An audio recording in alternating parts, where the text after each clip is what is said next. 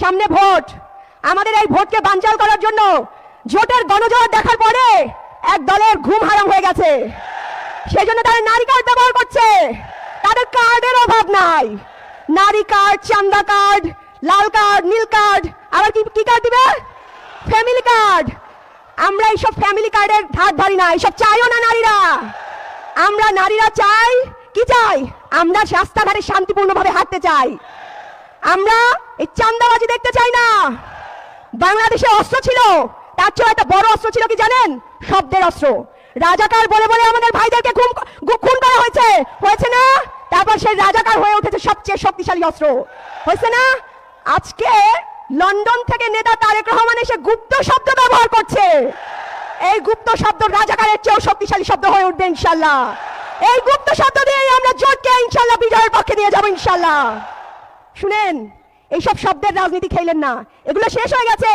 আপনি যখন লন্ডন থেকে আসছিলেন, তারেক রহমান যখন লন্ডন থেকে আসছিলেন, তখন আমরা অনেক আশা নিয়েছিলাম যে উনি বোধহয় দেশের উন্নয়নমূলক কাজ করবেন, ভালো কথা বলবেন। কিন্তু তিনি কোন স্তরের কথা বলছে সেটা আমার বলতে দ্বিধা লাগছে। একজন নেতার মুখে, ওই স্তরের নেতার মুখে এরকম গুপ্ত শব্দ মানায় না। এইসব এক শব্দে হাসিনার পতন হয়েছে।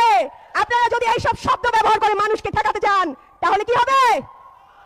জি, শব্দেরই পতন হবে ইনশাল্লাহ। শুনেন, আপনারা সবাই দাঁড়িপাল্লা স্লোগান দেন, আমরা একটা স্লোগান একটু দেই। শাপলা কলির একটা স্লোগান হবে, জিততে এবার, জিততে এবার, এবার দাঁড়িপাল্লা জিততে এবার।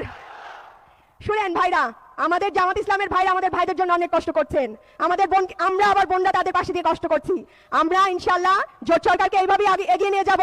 ইনশাল্লাহ বাংলাদেশ ঐক্যবদ্ধ জোট ক্ষমতায় আসবে এবং আমরা আগামীতে ইনসাফপূর্ণ একটা রাষ্ট্র গঠন করব, যে রাষ্ট্রে কোন জামাতের সেক্রেটারির ওয়াইফকে বিধবা হইতে হবে না, সেই রাষ্ট্রে কোনো মানুষকে গুম, খুন, হত্যার শিকার হইতে হবে না।